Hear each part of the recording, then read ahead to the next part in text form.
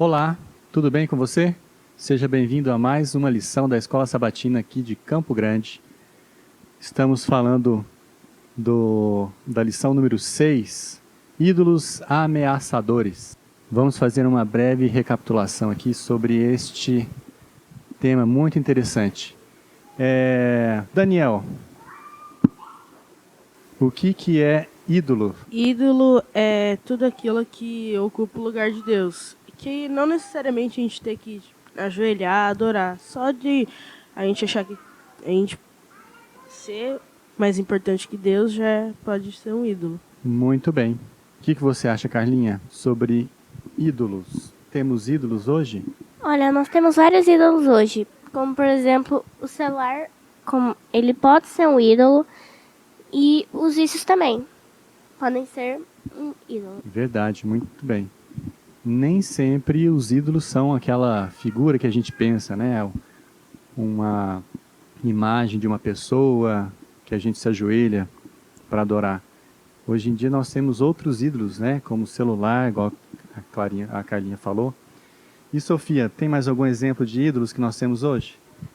Hoje em dia a gente tem vários exemplos de ídolo, né?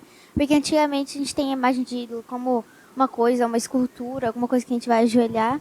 Mas hoje em dia a gente pode citar artistas de TV, vícios que nem a Carlinha falou, como bebida, jogos de aposta, ou coisas normais do nosso dia a dia, tipo trabalho, estudo, dinheiro. Muito bem, temos vários tipos de ídolos hoje. Tudo aquilo que nós colocamos em primeiro lugar na nossa vida passa a ser um ídolo. Por isso que nós devemos ter sempre em primeiro lugar quem? Deus, né? Isso mesmo. Nessa semana nós vamos contar a história de um homem chamado Roboão, que sucedeu o homem mais sábio que já houve nessa terra, Salomão. Agora, como é que foi o reino de Salomão? Vou pedir para a Carlinha ler para a gente o que está em 1 Reis 11:33. Farei isso porque eles me abandonaram e adoraram a Astarote, a deusa dos Sidônios, Camus, o deus dos Moabitas, e Moloque, o deus dos Amonitas. E não andaram nos meus caminhos, nem fizeram o que eu aprovo, nem obedeceram aos meus decretos e as minhas ordens, como fez Davi, pai de Salomão. Muito bem. Então aqui Deus estava falando que ele ia dividir o reino de Israel em duas partes. Ia rasgar o reino das mãos de Salomão. Por quê? Por causa da idolatria. A idolatria que tinha se infiltrado no povo. E ele fala 3 deuses de regiões diferentes. Os Astarote, que era o deus dos Sidônios. Tinha também o deus Milcom, que também é conhecido como Moloque, que é dos Amonitas. Inclusive, era uma das mulheres de Salomão, vinha daí. Ela foi a mãe de Roboão, que assumiu o reino. Então a gente vê como é que esses ídolos já estavam difundidos no povo de Israel.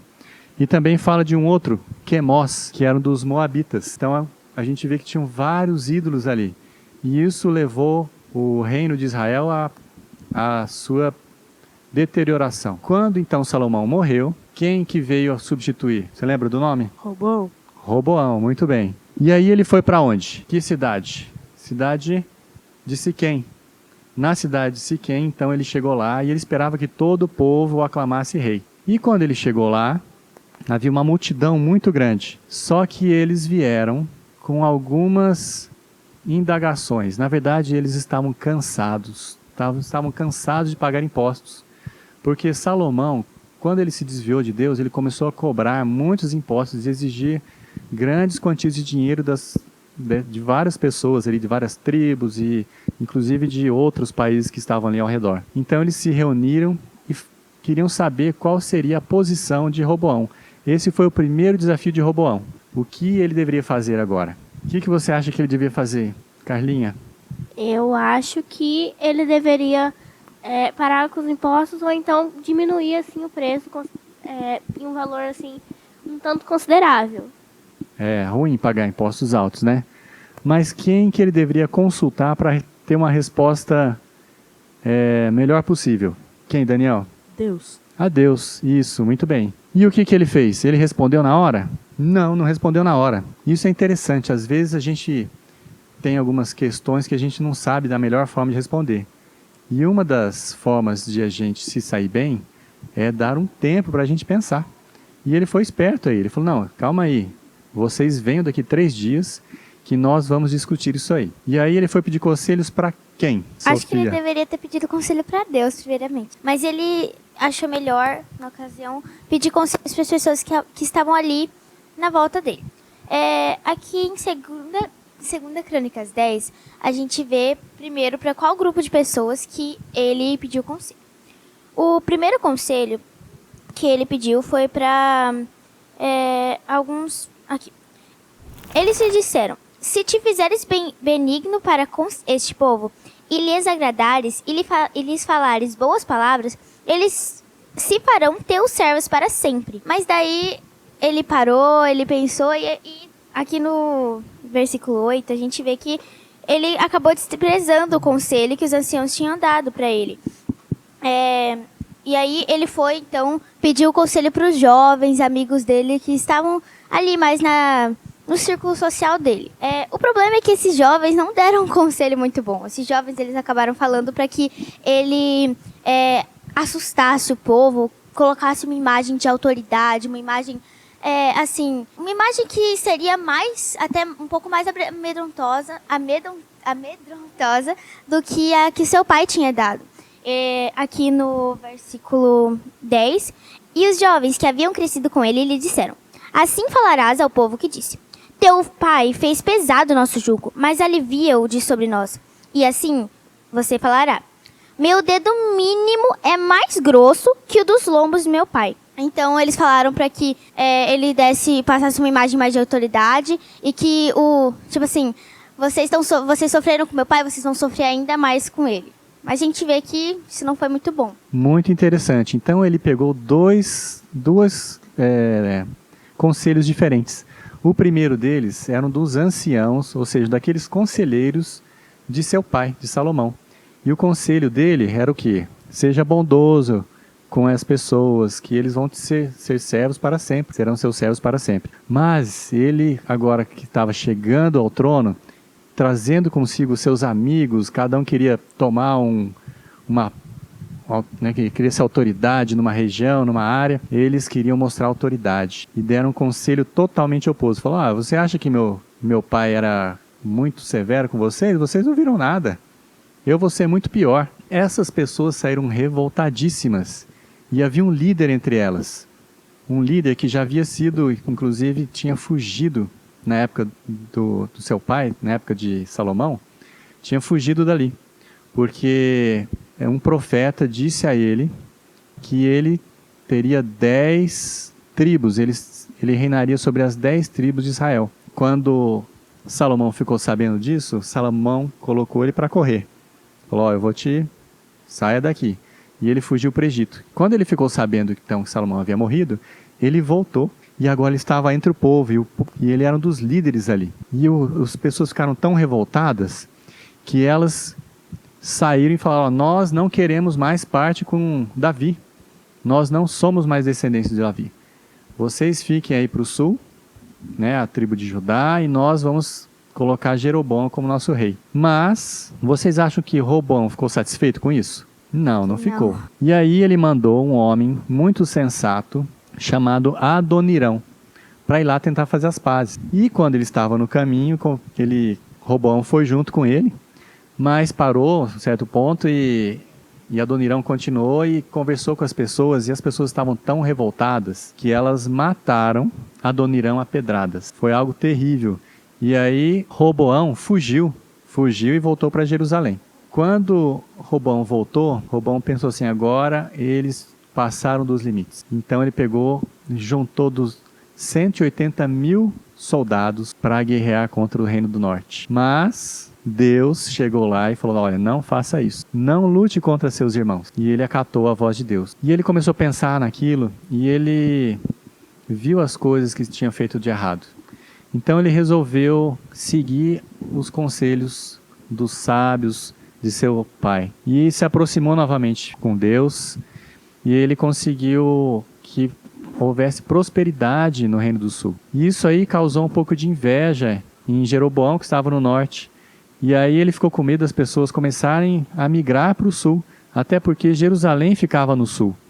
Então ele começou a colocar lugares de adoração no norte. Então, por exemplo, na cidade lá em Dan, ele colocou um bezerro de ouro para as pessoas adorarem. E aí a idolatria novamente começou a ganhar força. E quando tem idolatria, o que acontece com o reino? Ele se afasta de Deus. As pessoas se afastam de Deus e nada dá certo. E foi o que aconteceu. Mas isso foi durante 3 anos. Quando o nosso amigo Roboão já estava bem, o reino estava indo bem, ele estava com Deus, as cidades fortificadas, ele tinha reconstruído vários lugares, celeiros e tudo mais. O que aconteceu? Ele começou a se achar o bonzão de novo. E começou a novamente se afastar de Deus. E qual que é o resultado então do afastamento de Deus? Lê pra gente mais um texto aqui pra gente, tá terminando já. 1 Reis 12, verso 16. Vendo, pois, todo Israel que o rei não lhe dava ouvidos, reagiu dizendo: que parte temos nós com Davi? Não há para nós herança no filho de Jessé. As vossas tendas, ó Israel. Cuida agora da tua casa, ó Davi. Então Israel se foi às suas tendas. Então, essa parte eles não seguiram a Roboão. Mas quando ele se afastou de Deus, um rei do Egito, chamado Sisaque, resolveu invadir. E ele invadiu a Jerusalém, roubou todo o ouro que havia no templo e levou também os tesouros do palácio, inclusive os escudos que os soldados da guarda real usavam. Eram escudos de ouro. A gente percebe o seguinte, que os reis eles têm grandes influências e nós também temos influências para o bem e para o mal. Então nós temos que tomar muito cuidado com aquilo que nós fazemos, a influência que nós deixamos para as outras pessoas. Eu quero que você me fale uma lição dessa história que a gente aprendeu aqui. A primeira lição é que, como o próprio título da lição fala, que nós não devemos ter ídolos de nenhum tipo. Nem celular, nem dinheiro, nem trabalho, nem estudos. Por mais que seja importante os estudos também, a gente não deve colocar os estudos em primeiro lugar. Ok, muito bem. Mais uma lição, Dani? A gente tem que buscar conselho com quem sabe mais. Com Deus, Ah, com legal, as bem pessoas pensado. mais. Devemos saber com quem nós pegamos os conselhos, né? E o último conselho, Eu acho que o último conselho a gente pode definir como se fosse, ao mesmo tempo que a gente que nós sermos boas influências, como você disse, se a gente vai ser um ancião ou se a gente vai ser um jovem nessa história, para que a gente possa levar pecadores a Cristo, levar pecadores para o céu e não ao contrário. E para que ao mesmo tempo que isso aconteça, a gente possa também estar sempre se voltando para Deus, pedindo para Ele os nossos conselhos, e para que, diferente do que aconteceu na história, com os 2 reinos, né, para que a gente possa para que a gente não deixe com que alguns sentimentos dessa terra, desse mundo, tomem conta da gente e acabem fazendo todo o nosso reino desandar. Muito bem. A próxima lição vai falar sobre Jeroboão. Não percam, vamos ver o que estava acontecendo no Reino do Norte enquanto isso. Legal, gente. Vamos fazer uma oração então? Querido Pai Santo dos Céus, nós te agradecemos por essas histórias tão maravilhosas que nos ensinam como devemos andar, nos ensinam exemplos de como nós devemos viver. Ajuda-nos a sermos boas pessoas para o nosso próximo, que sejamos boas influências, que tenhamos sempre a Ti em primeiro lugar e que saibamos tomar conselho de boas pessoas. Tudo isso nós pedimos em nome de Jesus. Amém.